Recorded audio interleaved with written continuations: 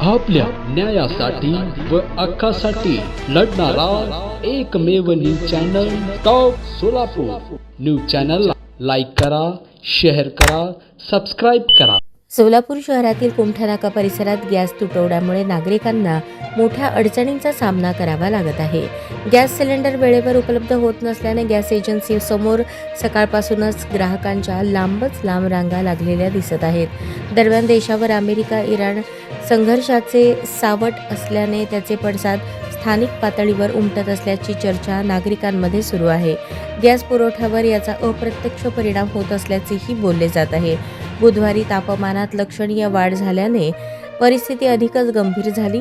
सकाळपासून गॅससाठी रांगेत उभ्या असलेल्या एका तरुणाला दुपारच्या तीव्र उन्हामुळे भोवळ आली आणि तो अचानक खाली पडला। उपस्थित नागरिकांनी तात्काळ धाव घेत त्याला मदत केली। या घटनेमुळे काही काळ परिसरात तणावाचे वातावरण निर्माण झाले होते।